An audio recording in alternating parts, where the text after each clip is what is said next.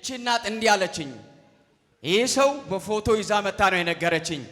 ሟች ነበር። ከ15 ቀን በኋላ ይሞታል። 16 ቀን በኋላ ይሞታል። አንጀቱ ነው ኦፕራሲዮን የሆነው። የመትረፍ ዕድል ምንም የለውም። ነገር ግን ገስታውስ ገባው። ሐዋርያው ጸለየ።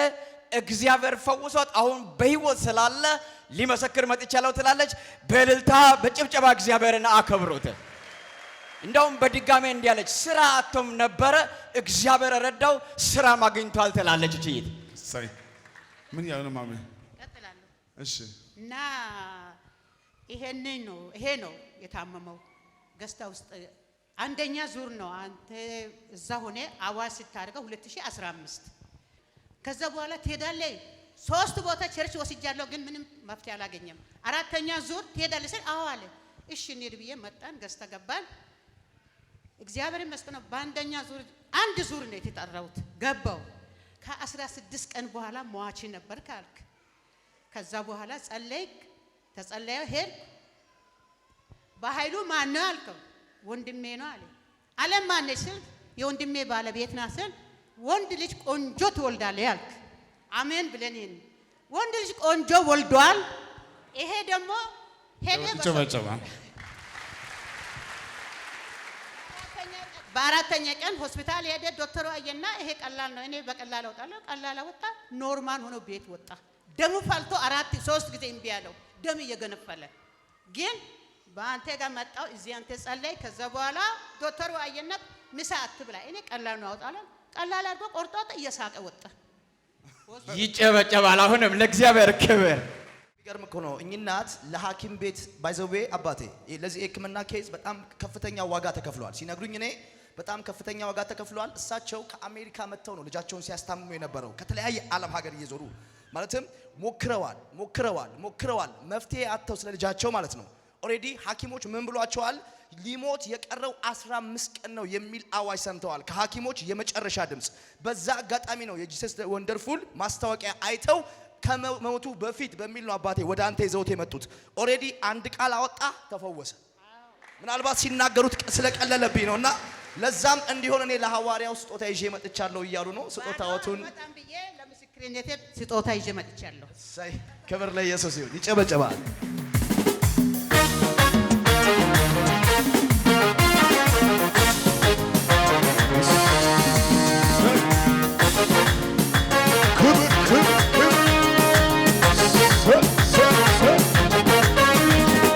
ክብር እሰጥሃለሁ ጌታዬ፣ ክብር እሰጥሃለሁ፣ ክብር እሰጥሃለሁ አባቴ፣ ክብር እሰጥሃለሁ፣ ክብር እሰጥሃለሁ ጌታዬ፣ ክብር እሰጥሃለሁ፣ ክብር እሰጥሃለሁ አባቴ፣ ክብር እሰጥሃለሁ። እንደችዬ እንደታችለኝ ሳላመልክ እውላለሁኝ እንደችዬ እንደታችለኝ ሳልዘምር ጭብጨባ ብዙት አንተ ታላቅ በኃይል ታላቅ ስም ታላቅ አንተ ታላቅ በኃይል ታላቅ ስም ታላቅ ስራ ታላቅ እንደችዬ እንደታችለኝ ሳላመልክ እውላለሁኝ እንደችዬ እንደታችለኝ ሳላመልክ አንተ ታላቅ በኃይል ታላቅ ስም ታላቅ ስራ ታላቅ አንተ ታላቅ በኃይል ታላቅ ስም ታላቅ ሃሌሉያ። ነቢይ እዩ ሲናገር ገርሞኛል። ከአሜሪካ ተመላልሼ ነው ማሳክመው፣ ግን አልተቻለም። ለራሴ በጤት ተመተህ መቆም ያልቻልከው አንተ ደግሞ መቆም ስለማልችል ወደ ገስት ሃውስ ነው የሚሄደው። ኑ አልከኝ፣ መጣሁ፣ ጸለይክልኝ፣ ተፈውሶ ቀረ። ድጋሚ ለጌታ ክብር ይጨበጨባል። ለሚሰራ እግዚአብሔር አሁን በቃ ሰጠሽን አይደል? ስጦታ ሰጥቻለሁ።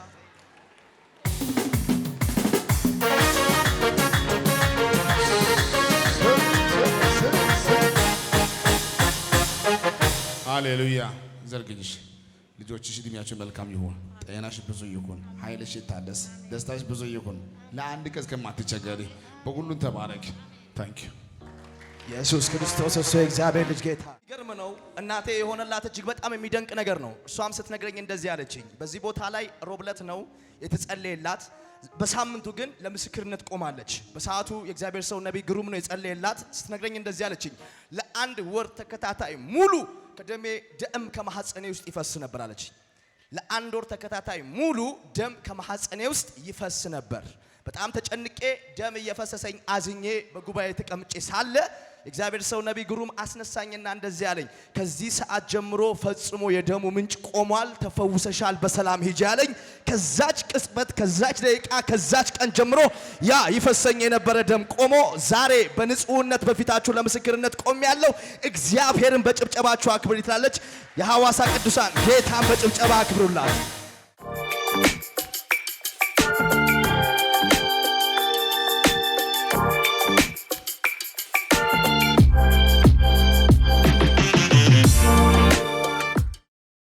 ይሄ ወንድሜ እንዲህ አለኝ።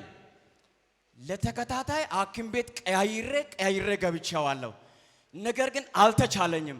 ሐኪሞች እንዳው እንዲህ ብሎኛል፣ ይሄን ሕክምና ከማብዛት የተነሳ ሌላ ጉዳት ሊመጣ ይችላል ብለው ተስፋ አስቆረጡኝ። ተስፋ ቆርጬ የወገብ በሽታ ስለነበረኝ አሁንም ምንም አማራጭ የሌለኝ ብዬ አስቤ ወደ ገስታውስ መጣውና ሐዋርያው ገባው። ሐዋርያው ሐኪሞች ተስፋ የቆረጡትን ነገር በቀላሉ ከዚህ ከወገብ በሽታ ተፈውሰሃል አለኝ። ነፃ ወጣው ይላል። በጭብጨባ በእልልታ እግዚአብሔርን አክብሩት። እንደው የሚገርመኝ አባ ለአንድ ዓመት ሙሉ በአንድ ጎን ተኝቻለሁ። ለአንድ ዓመት ሙሉ መገላበጥ አልችልም። አንድ ዓመት አሁን ተፈውሰሃል? አሁን ተፈውሼ ነፃ ነኝ አለ። ቅዱሳን ለጌታ እልልታ ጭብጨባ አምጡልኝ። ቀላል አይደለም አባ፣ ቀላል አይደለም፣ ቀላል አይደለም። በጣም ከባድ ነገር ነው የሆነብኝ። እግዚአብሔር አምላክ በብዙ ረድቶኛል። ኢየሱስ ጌታ ነው። ክብር ለኢየሱስ ይሁን። በጣም በስራ ቦታ ላይ አጋጣሚ በስራ ቦታ ላይ ወደኩና የሆነ ጉዳት አጋጠመኝ። ያጋጠመው ጉዳት በኤክስሬ በተለያየ ቦታ ቀያይሬ በግልም በተለያየ ቦታ ዞሬ ታክሜ 3-4 በላይ ኤክስሬ ተነስቻለሁ። ነገር ግን ጉዳት አይታይም። ህመሙ ከባድ ነው። ከኔ አቅም በላይ ሆነ። በጣም ተጨነኩት። በግራ ተጋባው። ቁጭ ካልኩ ቦታ መነሳት አልችልም። ሰው ካላነሳኝ መነሳት አልችልም። ሰው አመጣ እንደዚህ ምግብ እንደዚህ አስይዞ ካላበላኝ መብላት አልችልም። ሰው ጧት ያስቀመጠ ሰው መጥቶ ከዛ ቦታ ካላነሳኝ መነሳት አልችልም። ጧት እንዳነሳኝ ሰውየው ሄዶ ከሆነ ማታ መጥቶ ከዛ ቦታ ካላነሳኝ መነሳት አልችልም። እውነት አባ በጣም ከባድ ጉዳት ነበረኝ። በየቦታው ዞሬ ያለርኩበት ሕክምና የለም። በቃ መቀሌ አይደር ታክሚ ያለው አዲስ አበባ አይደር ታክሚ ያለው ለውጥ ያልነበረ። የሚገርም ነገር 2013 ላይ ግንቦት 18 ላይ እዚህ ግቢ ገባው ነኝ። ከጧት ከቁጫ የሚባል ሀገር ተነስቼ ጧት ተነስቼ 3 ሰዓት ላይ ሐዋሳ ገባው። በቃ እንደ እግዚአብሔር ሲያመቻችን መኪናው እንዲያገኘውት 3 ሰዓት ላይ ሐዋሳ ገባው። ልክ እንደገባው እኔ 30 ደቂቃ ሳልቆይ አንተ ጉባኤ ማዕከል ገባ። ከዛ ማዕከል በቃ እኔ ደስታ አልቻልኩ። ከዛ በኋላ ጸለይክልኝ፣ ቃል ወጣለ። እኔ ከጉባኤ ማዕከል የወጣው ቃል ለኔ በቂ ነበረ። የሚገርም ነገር ይሄ 18 ላይ ሆኖ 19 ሐሙስ ነበረ። ግንቦት 2013 ግንቦት 18 ሮብ ነበረ። 19 ሐሙስ ነበረ። አርብ ላይ በጌስታውስ ላይ ለማንም ያለ ገንዘብ እኔ በገንዘብ ገብቻ ተፈወስኩት። በነፃ ነው ተፈወስኩት።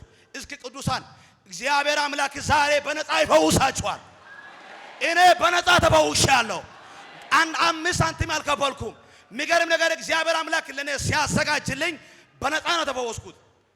ሐዋርያው ምስጋና ወጥቶ አንድ ለአንድ በነፃ የሚጸልይበት ቀን ግንቦት 20 ላይ ገስታውስ ላይ ግቢ ላይ አንድ ለአንድ ነፃ በሚጸልይ ፕሮግራም ላይ እኔ እዛ ቦታ ተገኘው።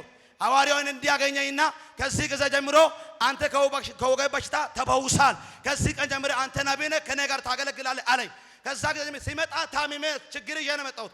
ከዚህ በኋላ ችግሬን እዚያ ቀበርኩት። እኔም እዚህ ተቀባው፣ እዚህ ቀራው፣ እዚህ ቤተክርስቲያን ነኝ፣ እዚህ ተወልጄ እዚህ አድጌ ነው አሁን ያለሁት። እግዚአብሔር አምላክ በብዙ ረድቶኛል።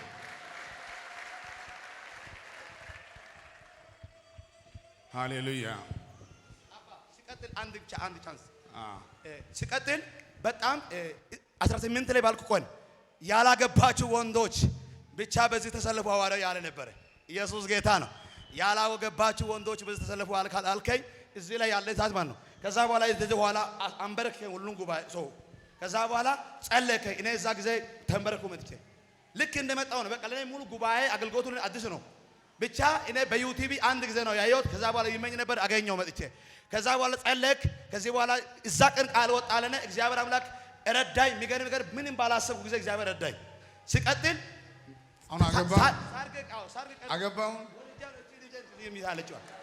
እዚህ የሮቀች ልጄ ነች። ምን አለ? እዚህ እየተሯሯጠች ያለችው ልጄ ነች።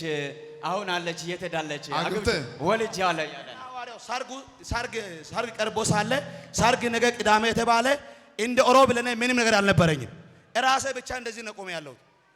የሚገርም ሐዋርያው ከዛ በኋላ መጥቼ ጉባኤ ላይ እንደዚህ አይነት ቦታ ቁጭ ብዬ ነበር። ነብይ ጉሩም ከጉባኤ ማከል እኔ አነሳኝ። እዚህ ምናልባት የሚያስታውሱ ሰዎች ካሉ ያስታውሳሉ። ነብይ ጉሩም ከጉባኤ ማከል አነሳኝና አንተ ሰው አንተ ማንም አያምን ማለት ማንም አይቀበልም፣ ማንም አንተ አያምን ግን እግዚአብሔር አምላክ ለአንተ የመስዋዕትን በግ ያዘጋጃል አለኝ። ንጉሩም ይሄን ብሎ ተናግሮኝ ኦሮብ ያለፈ ሐሙስ ያለፈ ለኔ ጉዳዩ የተቀራረበ ነው። ጥያቄ ውስጥ ነው ያለሁት። አርብ ጠዋት 5 ሰዓት ላይ እኔ ዝም ብዬ ዞርኩ። ጌታ ጸልኩ ዞርኩ። እግዚአብሔር አምላክ ካላሰብኩ ቦታ ያላሰብኩ ነገር አደረገልኝ። በሚገርም ሁኔታ እግዚአብሔር ሰርገ በድምቀት አሳለፈው። ኧረ ጭብጨባ፣ እልልታ፣ ክብር ለእግዚአብሔር ያንሰዋል።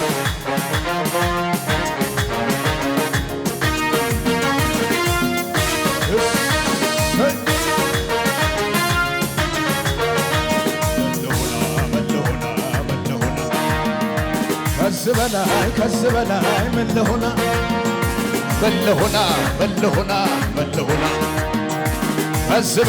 ከዚህ በላይ ምን ያርገኛል? በአባቴ ቤት በሰማዩ ስፍራ መቀመጤ ከቅዱሳን ጋር መዘመሬ ለጌታ መዝሙር። ሃሌሉያ። እዚህ ቆሞ ሌላ ጉዳይ ደገመ። ይጸልያል ብዬ ብጠብቅ እምቢ አልክ። መጣውና እንዲህ አንተ እሽት አደረኩና ለልጄ ያበጠ ጉዳይ ነበር። እዚህ ጋር የእጄ አሻራ ሳይጠባ ሄጄ በሰው ላይ አስቀመጥኩ። ያበጠው ፈነዳ፣ ተፈውሳ ቀራች።